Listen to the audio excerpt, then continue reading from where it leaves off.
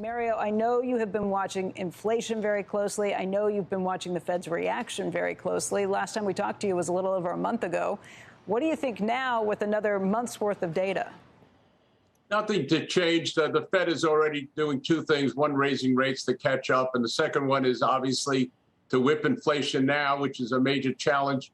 And you see it at the pump. You see it at the food cost. And the second part is the roll-off. The roll-off is $47.5 trillion out of the $9 trillion, a billion per month, going to 90. It's 17.5 against mortgage-backed securities, going to 35 in August, and treasuries are 30 going to 60. So they're doing what they're doing at a glacial speed. And but from a corporate point of view, Becky, what do I look at? I look at units sold, I look at market share, I look at industry trends, but I also look at nominal revenues, because that's where my revenues are and that's where my gross margins are being a little crimped. And you hear it every day. The second thing we're looking at is SG&A not rising as fast as nominal revenues. So I think profits are okay in nominal terms. In addition to that, you'll see the reports of companies that look at the balance sheet. Inventories have gone up, in part because while units have not gone up, the amount of dollars in inventory have gone up. And the question is that too much? If you have stockpiled lumber, for example, at $1,200, it's now $600. So, you're going to take some write-offs, but the market tends to ignore that. As far as the economy is concerned, yes, you're right. I've gone through cycles. How bad is bad? How long will it be bad? And then how good is good? And when it's good, what multiples do we pay? And with the higher embedded interest rates in the future, you're going to pay a lower multiple and lower EBITDA 2 or 3 years out minus CapEx. That's it. All right, but let's talk about even the multiple right now. We have seen multiple compression. It's come down from, 21 or 22 down to 17 or 18 times earnings. That's multiple compression if you believe the earnings numbers. But there is this big debate about whether and how much the earnings estimates are going to have to come down, in which case it hasn't been as much multiple compression as we think. Where do you come down on that debate?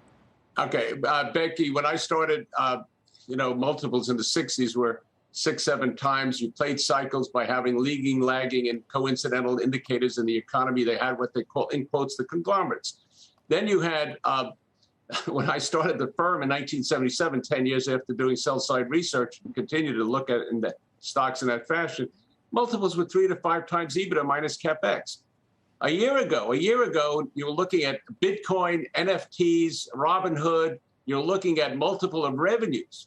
Now you're looking at what's EBITDA minus CapEx, what's cash burn.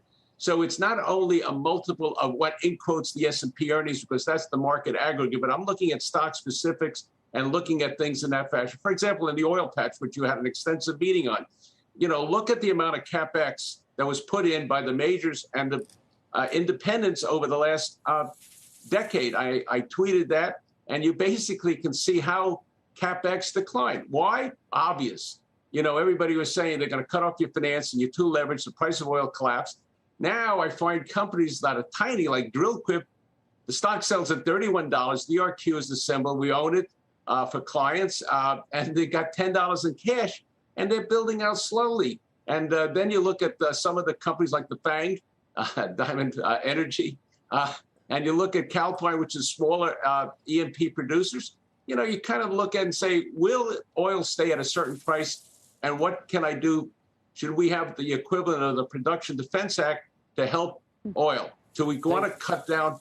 I'm not as worried about high cost at the pump. There are companies that I've talked to that are giving stipends to their teammates, their employees, for gasoline payments. But on the other side of the coin, in the 1970s, since you asked my history, we had to wait online for availability.